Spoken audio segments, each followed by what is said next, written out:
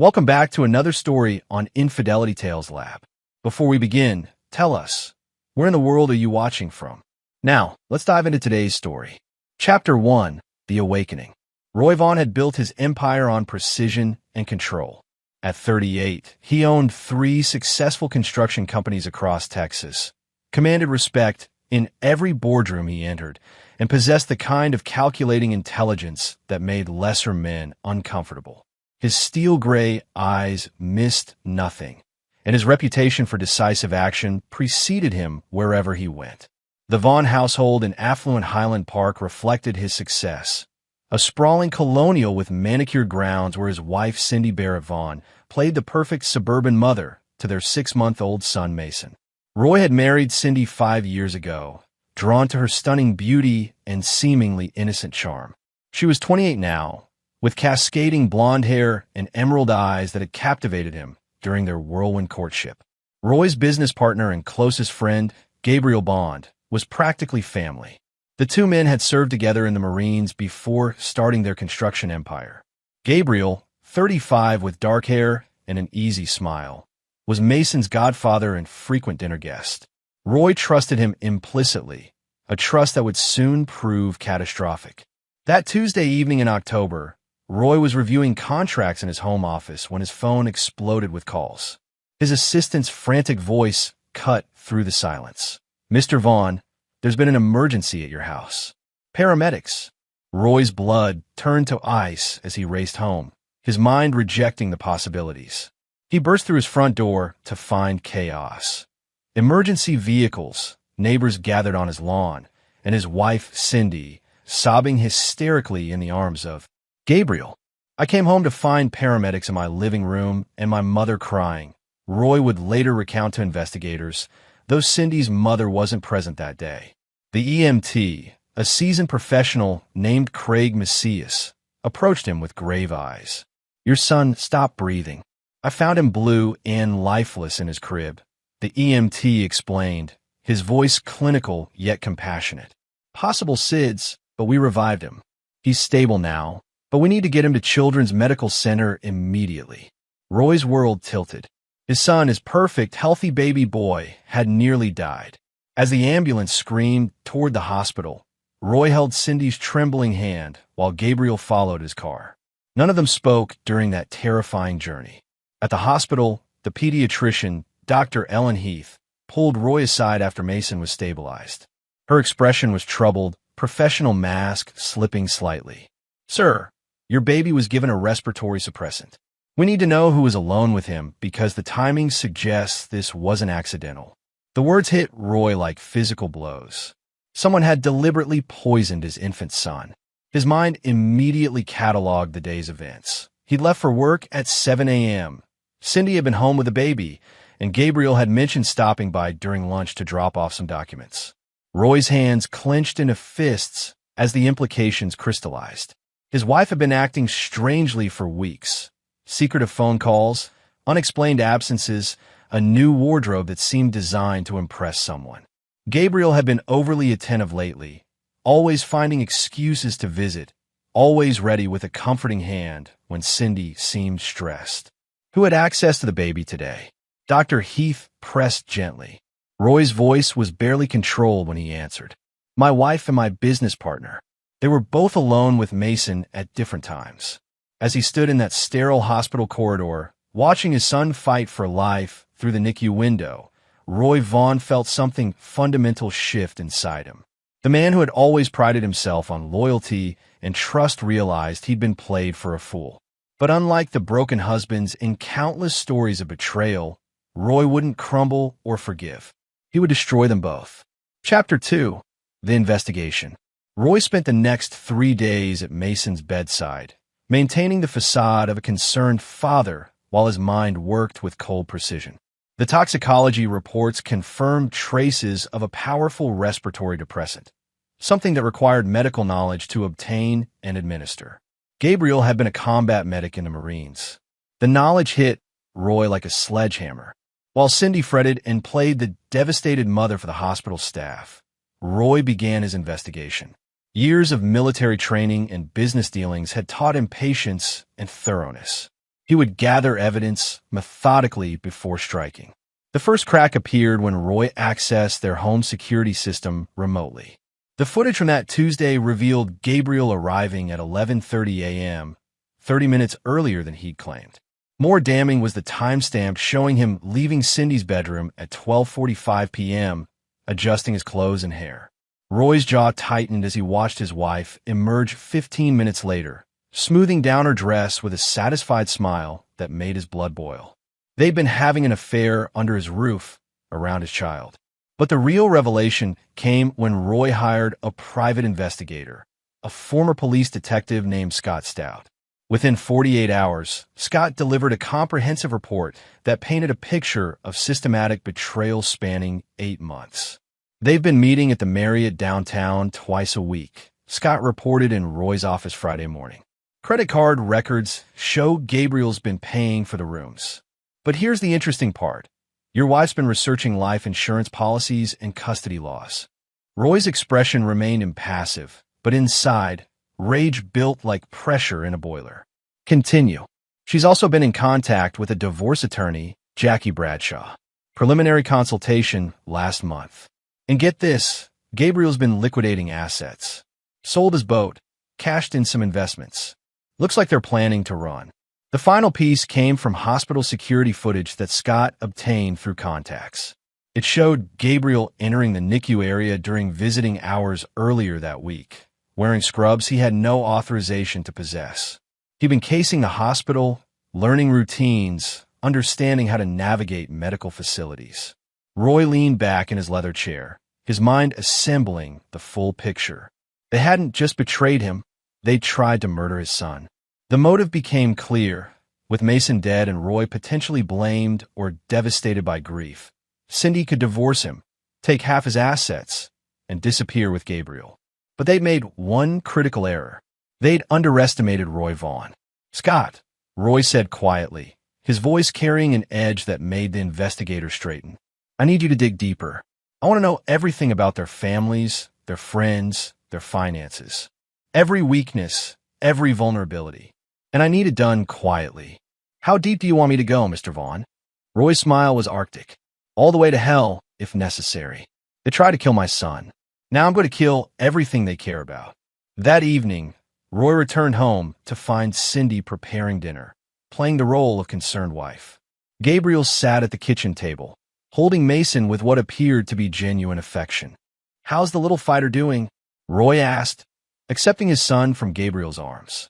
The baby gurgled happily, unaware of the deadly game being played around him. "The doctors say he's completely recovered," Cindy said, her performance flawless. Thank God Gabriel was here that day. He knew exactly what to do. Gabriel nodded modestly. "Just glad I could help. Mason's like my own nephew." Roy smiled warmly at both of them, even as he planned their destruction. "We're so lucky to have friends like you, Gabriel. Family means everything." The irony was exquisite. They thought they'd succeeded in deceiving him, but Roy had always been the superior strategist. Now he would show them what true ruthlessness looked like. Chapter 3. The Gathering Storm. Over the next 2 weeks, Roy maintained his facade while assembling his instruments of revenge. His investigation had revealed vulnerabilities in both Cindy and Gabriel that he intended to exploit without mercy. Cindy's weakness was her family, specifically her younger sister Jerry Barrett Willis, a struggling single mother of 2 in Oklahoma. Jerry worked as a bank teller and barely made ends meet, often calling Cindy for financial help that Roy had unknowingly provided. Through Scott Stout, Roy discovered that Jerry had been skimming small amounts from customer accounts to pay for her diabetic daughter's insulin, a crime that could send her to prison for years. Gabriel's vulnerability was more personal. His ex-wife Lynn Bond Moore lived in California with their teenage son Charlie Bond. Gabriel sent substantial support payments and desperately wanted visitation rights that Lynn frequently denied. What Gabriel didn't know was that Lynn had been documenting every missed visit, every late payment, building a case to terminate his parental rights permanently. Roy also uncovered Gabriel's massive gambling debts. Nearly $200,000 owed to some very dangerous people in Dallas's underground betting scene. Gabriel had been using company funds to make minimum payments, a fact Roy had deliberately overlooked to maintain their partnership. Now it would become a weapon. The construction business provided Roy with additional assets. His company employed several men with checkered pasts, ex-convicts grateful for second chances who owed their livelihoods to Roy's generosity. Men like Rudy Ellison, a former enforcer who'd served 8 years for assault, and Todd Long, whose expertise with explosives had been acquired through less than legal means. Roy's plan began to crystallize during a family dinner that included Gabriel and the Vaughn's neighbors, Emmanuel Simon and his wife Cara Ward Simon. Emmanuel was a pharmaceutical executive with access to various medications, while Cara worked in the county clerk's office with intimate knowledge of legal proceedings. You know, Roy mused over dessert, I've been thinking about expanding the business. Maybe bringing in some new partners, restructuring things. Gabriel's fork paused halfway to his mouth. Restructuring how? Oh, just making sure everyone's protected. Insurance policies, legal safeguards. You never know what could happen. Roy's smile was genuine warmth masking deadly intent. Family has to come first. Cindy squeezed his hand affectionately. You're such a good provider, Roy. Mason and I are so lucky. Lucky, Roy repeated, the word tasting like ash. Yes, we're all very lucky. After their guests left, Roy retreated to his study and began making calls. The first was to Aaron Daly, a former military colleague who now worked in private security. Aaron, I need a favor. Remember those contacts you maintained in various unofficial capacities? Always happy to help a brother in arms, Roy. What kind of assistance are we talking about? The kind that requires absolute discretion and flexible moral boundaries. Aaron's chuckle was dark. My favorite kind. When do we start? The second call went to his attorney, Herbert McKinney, a man whose ethics were as flexible as his fees were exorbitant. Herbert, I need you to draft some documents. Partnership dissolution agreements, custody papers, insurance policy adjustments. And I need them all to be ironclad and immediately enforceable. Planning some changes, Roy. You could say that. I'm cleaning house. The final call was to Brian Williamson, a contact in the pharmaceutical industry who specialized in substances that were difficult to trace and impossible to treat. Roy Vaughn, I have a business proposition that requires your particular expertise. I'm listening. I need something that causes intense, prolonged suffering without permanent physical damage. Something that would make death seem preferable, but keep the subject alive to experience every moment. There was a pause. That's a very specific request. I'm a very specific man. Can you deliver? For the right price, I can't deliver anything. Roy hung up and poured himself 3 fingers of scotch, staring out at his property where security lights illuminated perfectly manicured grounds.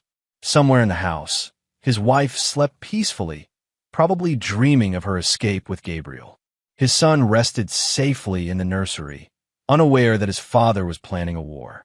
Roy had always believed in Old Testament justice, an eye for an eye.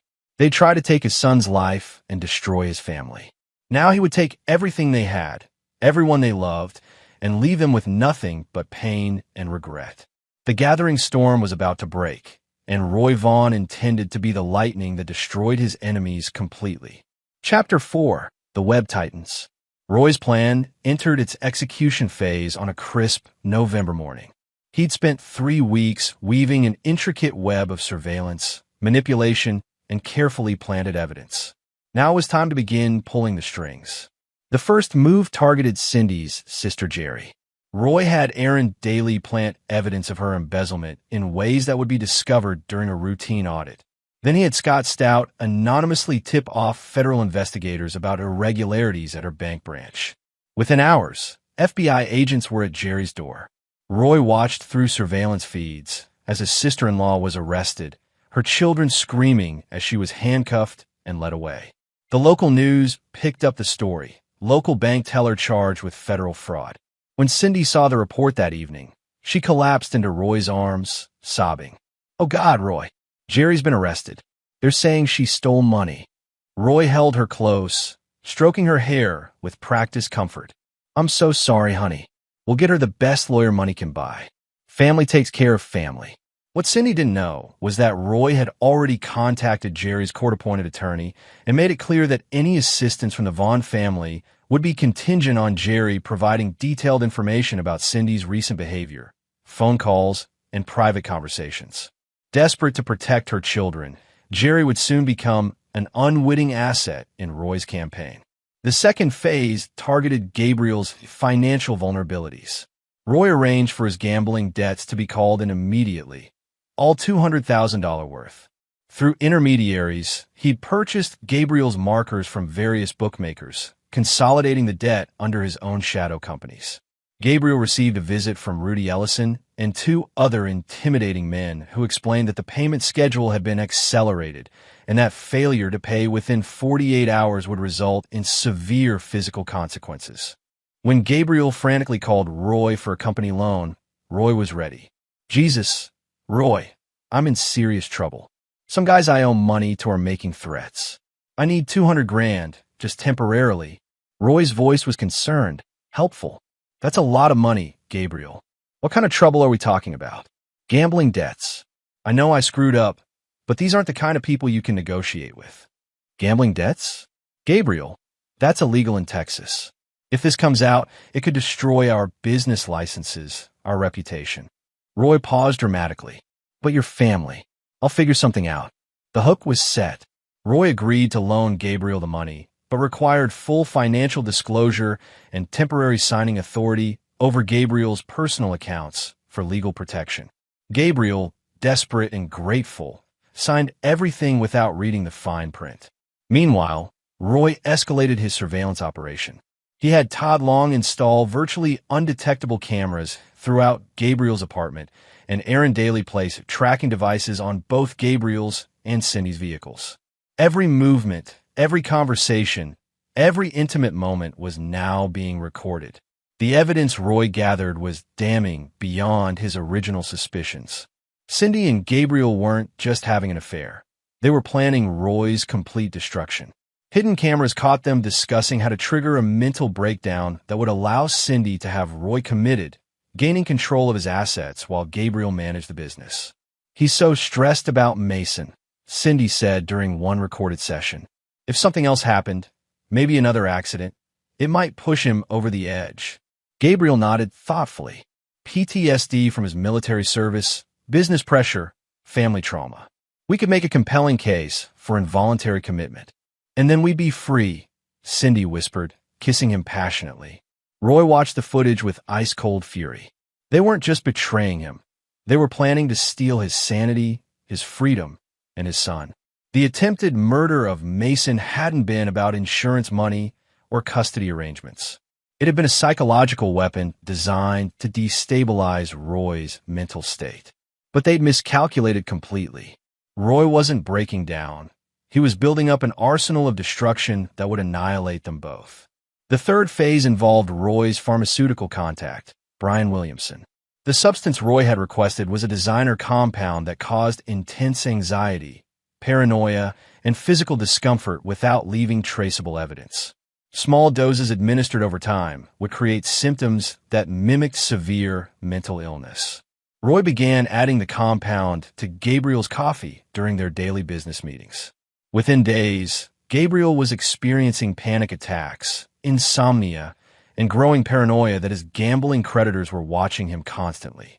"I keep seeing the same car following me," Gabriel confided to Roy during a particularly stressful afternoon. "And I've been having these episodes. Racing heart, can't breathe, feeling like something terrible is about to happen." Roy nodded sympathetically while adjusting Gabriel's coffee cup. "Sounds like anxiety. Maybe you should see a doctor. Stress can really mess with your head." The beautiful irony wasn't lost on Roy. Gabriel was experiencing exactly the psychological breakdown he'd planned to inflict on his victim. By the end of November, Roy's enemies were trapped in a web of their own making. Cindy was emotionally devastated by her sister's arrest and legal troubles. Gabriel was physically and mentally deteriorating while drowning in debt and paranoia. And both remained completely unaware that their intended victim was orchestrating their destruction with ruthless precision. Roy stood in his study that night, reviewing surveillance footage and financial records, planning the next phase of his campaign. The baby monitor on his desk crackled softly with Mason's peaceful breathing, a constant reminder of what these people had tried to take from him. They wanted to destroy his family and steal his life. Now Roy would show them what real destruction looked like. Chapter 5. The News Titans. December brought the first major confrontation as Roy's psychological warfare reached critical mass. Gabriel was now barely functional, jumping at shadows and making increasingly erratic decisions that jeopardized their business operations. Cindy was spending most of her time on the phone with lawyers trying to help her sister, leaving Mason in Roy's care more frequently, exactly as he'd planned. The brilliance of Roy's strategy lay in its subtlety. To outside observers, he appeared to be the stable, supportive husband holding his family together during multiple crises. When Gabriel's work performance declined, Roy covered for him publicly while documenting every failure privately. When Cindy needed time to handle Jerry's legal problems, Roy graciously adjusted his schedule to care for Mason, earning sympathy from friends and neighbors. Roy's been amazing through all this, Cindy told her friend Christy Atkins during a recorded phone conversation. I don't know what I'd do without him. Roy smiled coldly as he listened to the playback. His wife's genuine appreciation for his support while she planned his destruction added another layer of satisfaction to his revenge. The next phase involved exploiting Gabriel's deteriorating mental state. Roy arranged for Emmanuel Simon to casually mention during a dinner party that he'd seen Gabriel's car outside a known gambling establishment. Information that was technically true since Roy had Aaron Daly park it there, while Gabriel was unconscious from an especially strong dose of the anxiety compound. I'm worried about Gabriel, Emmanuel told the group, including several mutual friends. I've seen him at some pretty questionable places lately. The gossip spread quickly through their social circle. Gabriel found himself excluded from social gatherings and business opportunities as word of his gambling problem circulated.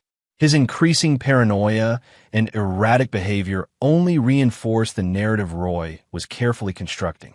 Meanwhile, Roy began the delicate process of separating Gabriel from the company. Using Gabriel's signed financial agreements, Roy had legal authority to make business decisions during Gabriel's mental health crisis. He systematically transferred Gabriel's shares to a trust controlled by Roy, liquidated Gabriel's assets to pay gambling debts, and moved key accounts to new managers. When Gabriel finally realized what was happening, he was too deeply compromised to fight back effectively. Roy, what the hell is going on with my accounts? Gabriel demanded during a confrontation in Roy's office. His hands shook from withdrawal-like symptoms caused by the compound, and dark circles under his eyes made him look haggard and desperate. Roy maintained perfect composure. I'm following the agreements you signed, Gabriel. Your gambling debts were creating legal liability for the company. I had to protect our business. Those debts were private. You had no right. I had every right.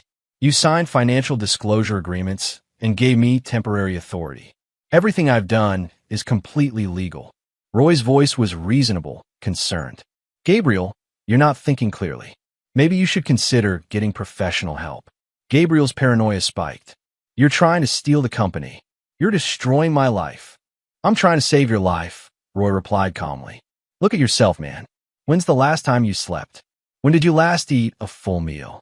You're having a breakdown. The conversation was being recorded, of course. Gabriel's increasingly aggressive behavior would provide perfect evidence for any future legal proceedings about his mental instability and unfitness for business partnership. But Roy's masterpiece was the trap he'd prepared for Cindy. Using information extracted from her sister Jerry, Roy knew about Cindy's secret bank account in the Cayman Islands.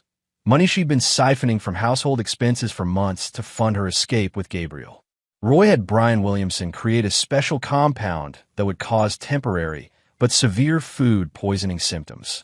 On the night of December 15th, Roy slipped the substance into Cindy's wine during dinner, then left for an emergency business meeting that would provide him with an alibi.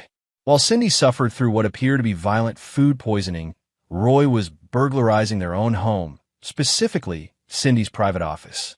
He photographed documents, copied computer files, and planted additional evidence of her affair and financial theft. Most importantly, he accessed her secret communication devices and discovered the full extent of their plot against him. The text messages were beyond damning. Cindy to Gabriel, "Are getting suspicious. We need to move faster." Gabriel to Cindy, "Baby incident should have worked.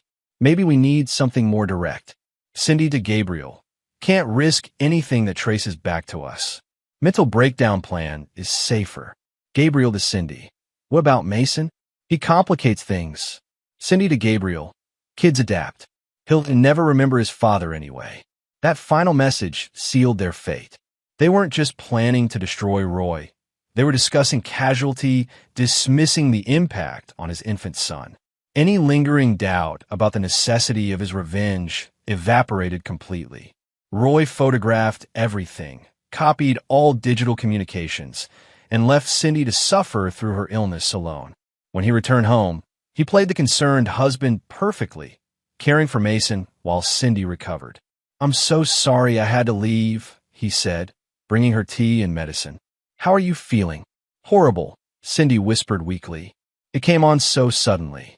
Food poisoning can be brutal. Just rest. I've got everything under control." The irony was exquisite. Cindy was accepting comfort from the man she'd tried to destroy, never knowing he'd engineered her suffering as a distraction for gathering evidence that would annihilate her completely. By Christmas Eve, Roy had assembled a comprehensive dossier on both targets.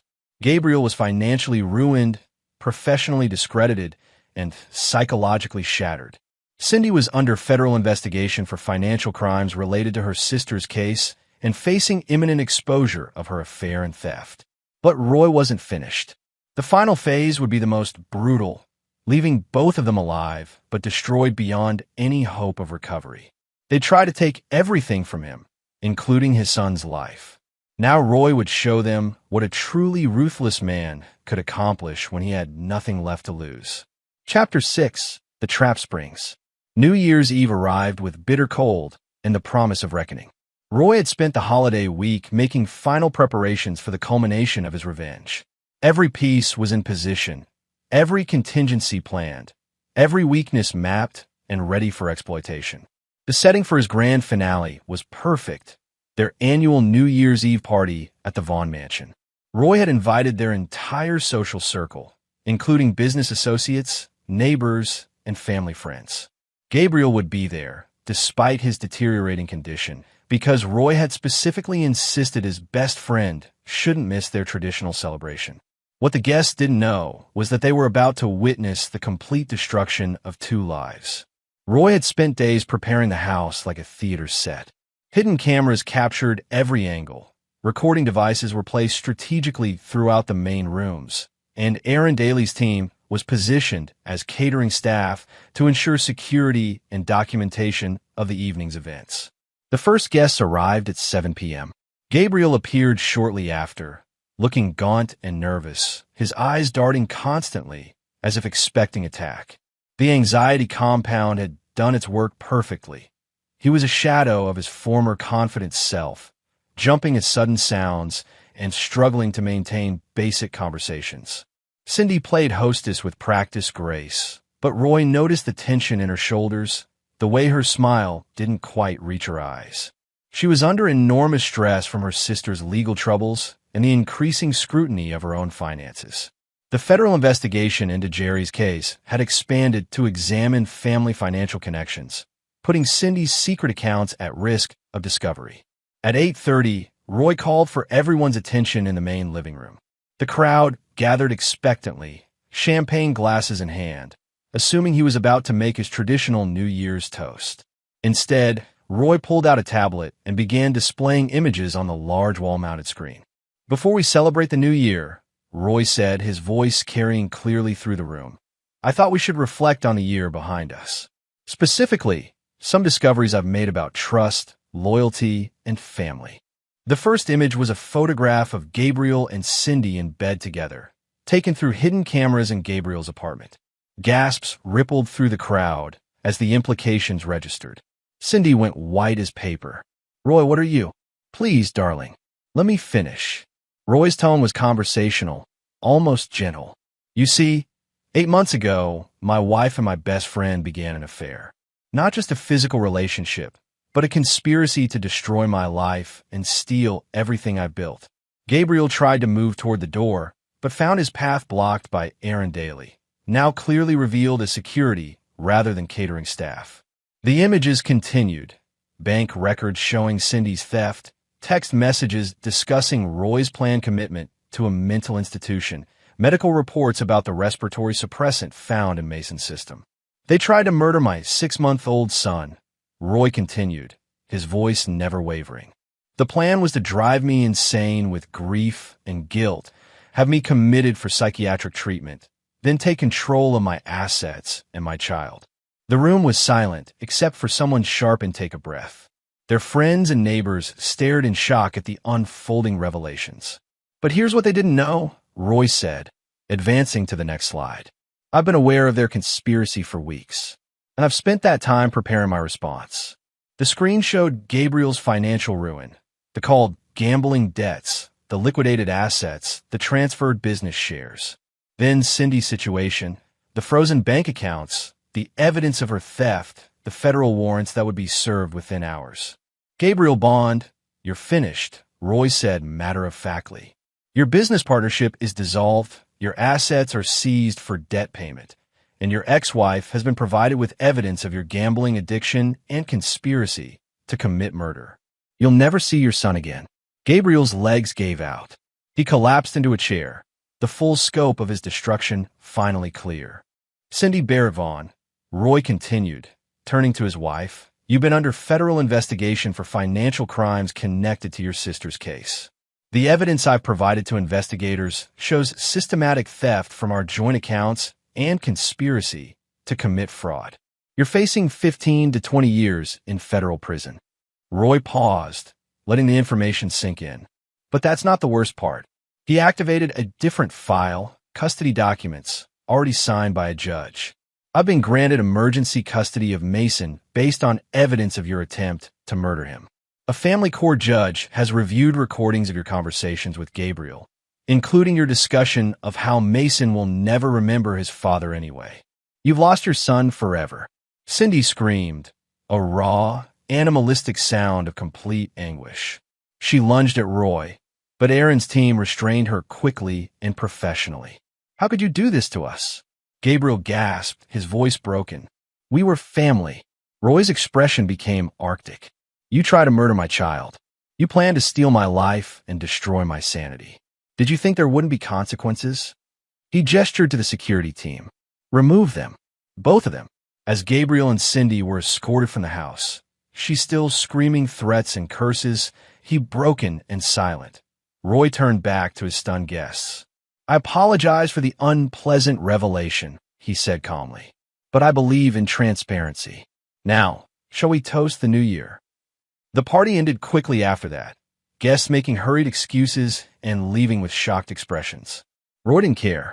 He'd achieved his primary objective, the complete and public destruction of his enemies. Later that night, as federal agents arrested Cindy at a motel where she'd fled, and Gabriel was found in his apartment in a catatonic state requiring psychiatric intervention, Roy sat in his study, holding his sleeping son. They'd try to take everything from him. Instead, they'd lost everything themselves. Justice, Roy reflected, could be beautiful when properly executed. Chapter 7. The Reckoning. The new year brought swift and merciless justice as Roy's carefully constructed trap yielded its intended consequences. Within 72 hours of the New Year's Eve revelation, both Cindy and Gabriel were in custody. She facing federal charges, he committed for psychiatric evaluation after a complete mental breakdown. The media coverage was extensive and devastating. Highland Park power couple's marriage destroyed by murder plot, read the Dallas Morning News headline. Local television stations ran footage from the party, showing the moment Roy exposed the conspiracy to their social circle. The story had everything: wealth, betrayal, attempted infanticide, and ruthless revenge. Roy emerged from the scandal as a sympathetic figure. Public opinion painted him as a devoted father who'd uncovered his family's plot against his innocent child. His measured response to betrayal was seen as justified, even admirable. Business associates rallied around him, viewing his methodical destruction of the conspirators as evidence of his strength and strategic thinking. Gabriel's breakdown was total and irreversible. The anxiety compound, combined with the psychological trauma of his complete ruin, had triggered a genuine psychiatric collapse. He was found in his apartment 3 days after the party, catatonic and unresponsive, surrounded by evidence of his paranoid delusions scratched into the walls. Dr. Ellen Heath, the pediatrician who'd first identified Mason's poisoning, provided expert testimony about Gabriel's medical knowledge and access to respiratory suppressants. His military medic training made him the only person with both opportunity and expertise to attempt the murder. Mr. Bond would have known exactly how to administer a non-lethal but dangerous dose, Dr. Heath testified during the custody hearing. The precision of the dosage suggests someone with medical training who wanted to create a life-threatening emergency without actually killing the child. Gabriel's ex-wife, Lynn Moore, testified about his gambling addiction and erratic behavior, providing documentation of missed support payments and her fears about his mental instability. With Roy's evidence of the conspiracy, the judge terminated Gabriel's parental rights permanently and issued a restraining order preventing any contact with his son. Confined to a psychiatric facility and facing multiple felony charges, Gabriel's life was effectively over. The facility's psychiatrist reported that he spent most days staring at walls, occasionally mumbling about the man who destroyed everything, but showing no recognition of his own culpability. Cindy's situation was equally dire, but more complex. The federal investigation had expanded beyond her sister's embezzlement to examine the Vaughn family's finances comprehensively. Roy's evidence revealed years of systematic theft from their joint accounts, with Cindy siphoning funds to the Cayman Islands account while planning her escape. The conspiracy charges were devastating. Recorded conversations showed clear intent to commit fraud, murder, and psychological torture. Cindy's dismissive comment about Mason adapting to his father's absence became crucial evidence of her callous disregard for the child's welfare. Her sister Jerry, facing her own federal charges, provided additional testimony in exchange for a reduced sentence. She revealed Cindy's long-standing resentment of Roy's control over their finances and her desire to make him pay for treating her like property. Cindy always said Roy thought he owned her, Jerry testified. She wanted to take everything from him the way she felt he'd taken her freedom. The irony wasn't lost on Roy.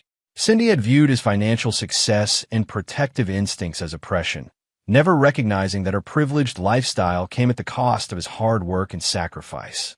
Now she faced decades in federal prison while he retained everything she tried to steal. The custody hearing was a formality. Roy's evidence was overwhelming. Recordings of Cindy discussing Mason's disposal, financial records showing her theft, and medical testimony about the attempted murder. The judge awarded him sole custody with no visitation rights for Cindy. Mrs. Vaughn has demonstrated complete disregard for her child's safety and well-being, the judge stated. Her participation in a conspiracy to murder the child eliminates any possibility of maintaining a parental relationship. Roy's business empire actually strengthened during the scandal. Clients viewed his methodical response to betrayal as evidence of his reliability and strategic thinking. His construction companies won several major contracts from executives who respected his handling of the situation. Roy Vaughn is a man you can trust, commented Dwayne Ryan, CEO of a major development firm. When his own family betrayed him, he didn't break down or lash out emotionally. He gathered evidence, built a case, and executed justice. That's the kind of strategic thinking we want in our business. The pharmaceutical compound Roy had used remained undetectable in Gabriel's system, metabolizing completely within weeks. Brian Williamson had designed it specifically to avoid long-term health consequences while creating temporary psychological vulnerability.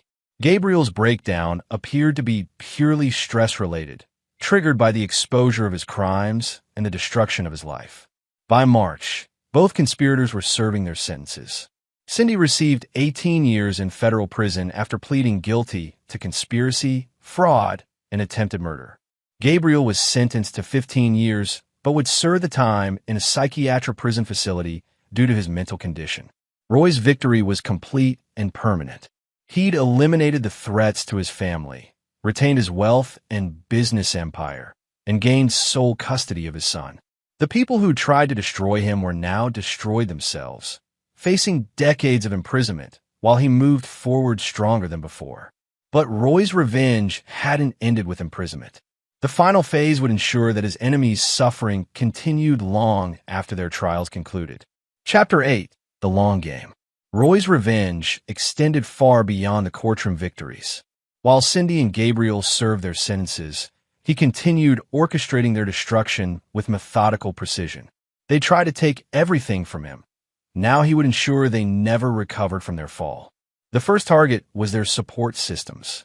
Gabriel's remaining family had largely abandoned him after the trial, but his elderly mother, Belinda Bond, continued visiting the psychiatric facility and maintaining his legal defense fund. Roy systematically destroyed even this final connection. Through Scott Stout's continued surveillance, Roy discovered that Belinda was struggling with medical bills from her own cancer treatment. Her insurance had been denied for an experimental therapy that could extend her life significantly. Roy arranged for the insurance company to receive anonymous tips about Gabriel's conviction and her association with a violent criminal, providing justification for continued coverage denial. When Belinda's condition deteriorated and she could no longer visit Gabriel, his last emotional anchor was severed. The psychiatric facility reported a significant decline in his mental state, with increased catatonic episodes and complete withdrawal from therapy programs. Cindy's situation was more complex, but equally hopeless. Her sister Jerry had been released after serving 2 years, but remained under federal supervision. Roy ensured that Jerry's employment opportunities remained limited through strategic information sharing with potential employers about her criminal conviction and family connections. More cruelly, Roy manipulated Jerry's custody situation with her own children.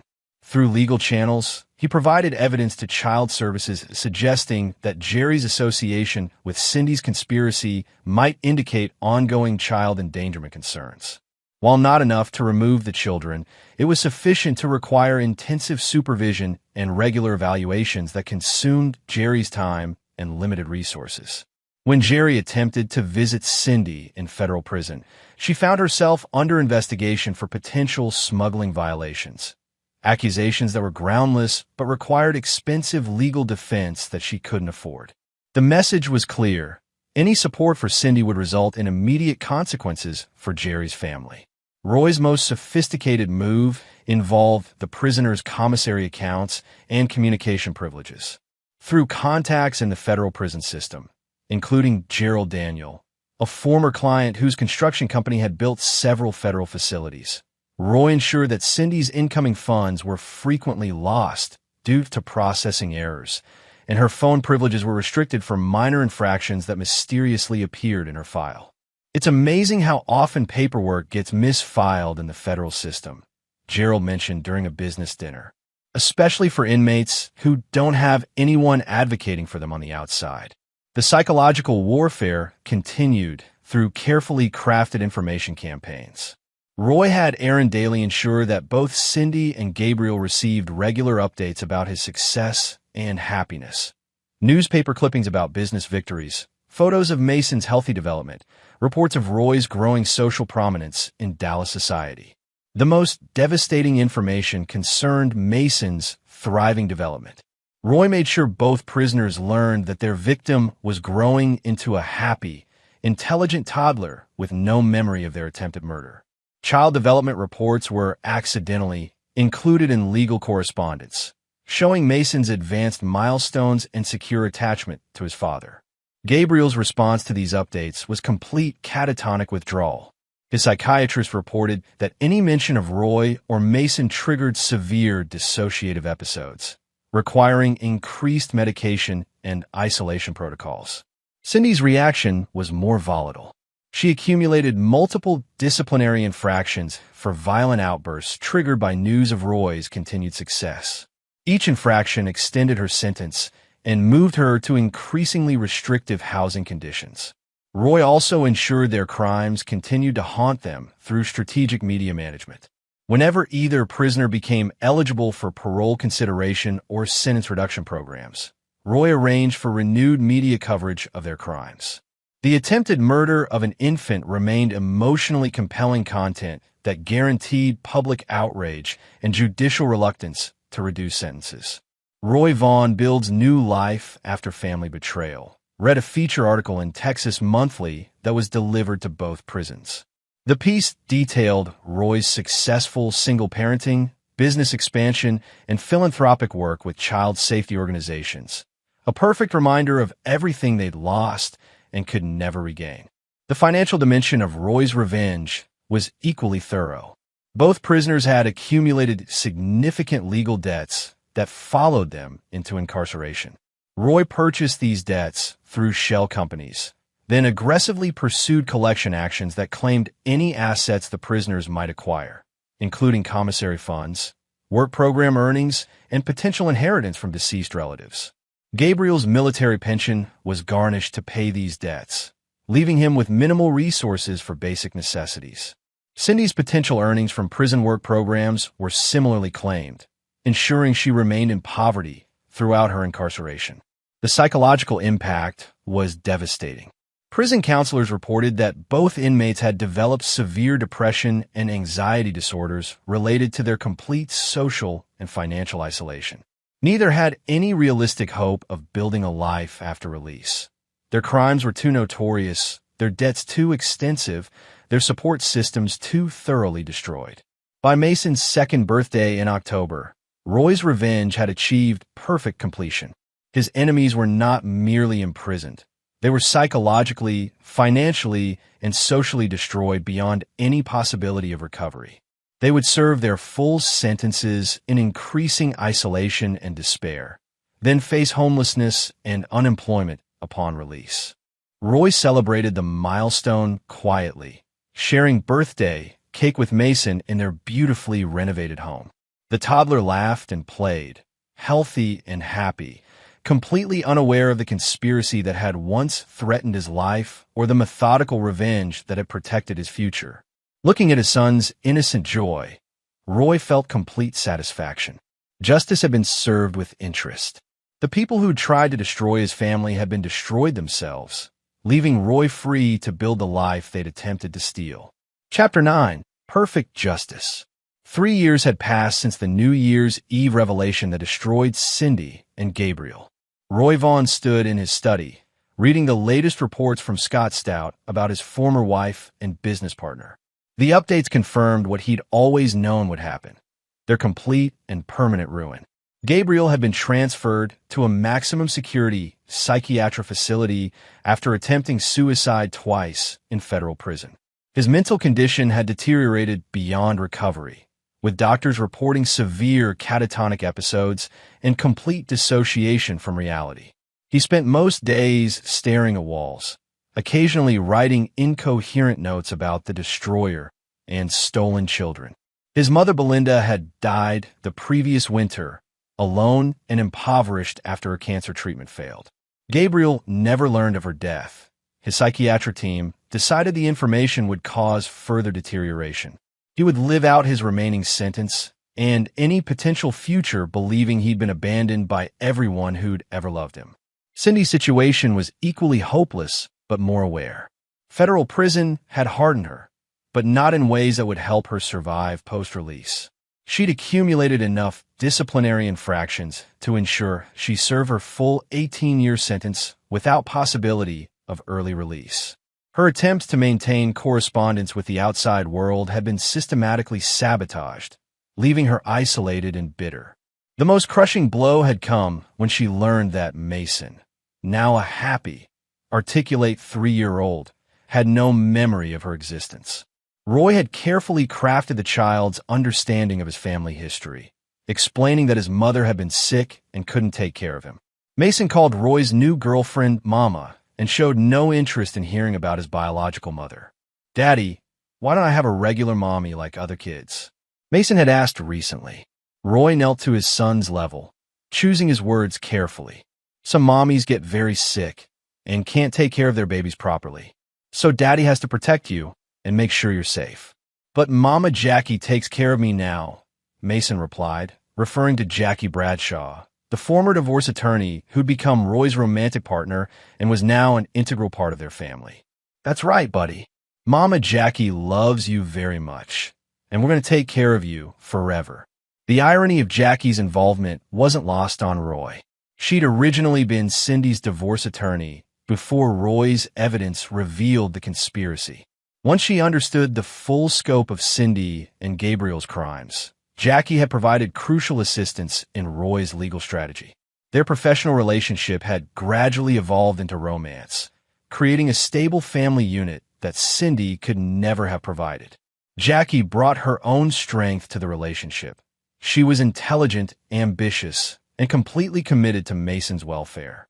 Unlike Cindy's calculated performances, Jackie's affection for Roy and his son was genuine and unwavering. Roy's created something beautiful from terrible circumstances, Jackie often told friends. Mason is thriving because his father protected him from people who would have destroyed his life. The business empire had expanded beyond Roy's original ambitions. His handling of the conspiracy had enhanced his reputation for strategic thinking and decisive action. Major corporations sought partnerships with someone who demonstrated such methodical problem-solving under extreme personal stress. Roy now controlled construction projects across 5 states, employed over 200 people, and maintained extensive political and business connections throughout Texas. The wealth and influence that Cindy and Gabriel had tried to steal had multiplied beyond their wildest schemes. The social dimension of his victory was equally complete. Dallas society had embraced Roy's new family while completely ostracizing anyone associated with the conspiracy.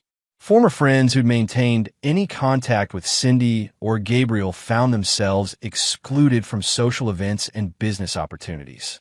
Even Gabriel's former military colleagues had distanced themselves after learning about the attempted infanticide. The Marine Corps community, which typically supported veterans through difficult times, viewed Gabriel's crimes as unforgivable betrayals of their values. Roy's philanthropic work with child safety organizations had further enhanced his standing in the community.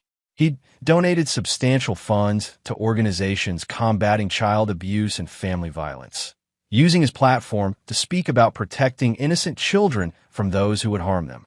"Roy Vaughn represents the best of fatherhood," commented Dr. Ellen Heath during a child safety symposium. When his own family was threatened, he responded with courage and determination to ensure his son's safety. He's an inspiration to parents everywhere.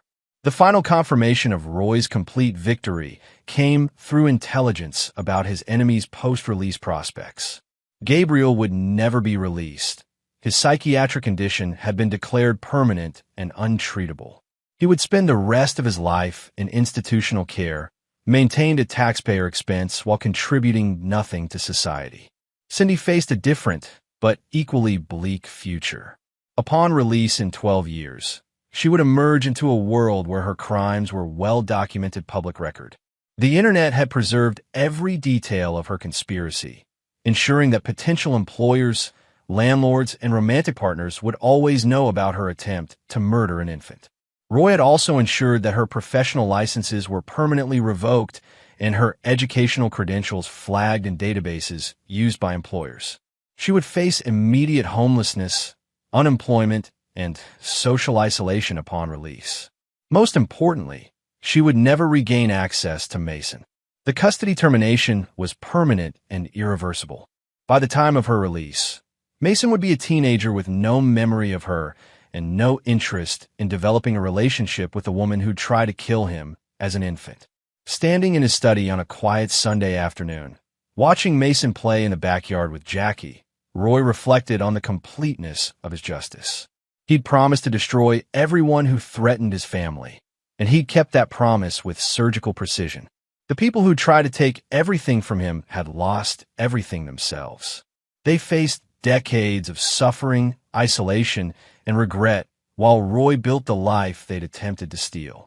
Mason was growing up healthy, intelligent, and loved, protected from the evil that had once threatened to destroy him. Roy poured himself a glass of aged whiskey, the same bottle he'd opened the night he'd discovered the conspiracy. It seemed fitting to finish it now, 3 years later, with his victory complete and his enemies permanently defeated. He raised the glass in a private toast to perfect justice. In a world where betrayal often went unpunished and evil sometimes triumphed, Roy Vaughn had proven that methodical determination could achieve absolute victory. His family was safe, his enemies were destroyed, and his future was unlimited. Some men forgave their betrayers and moved on with their lives. Roy had chosen a different path, the path of complete and permanent justice. Looking at his son's laughter and his partner's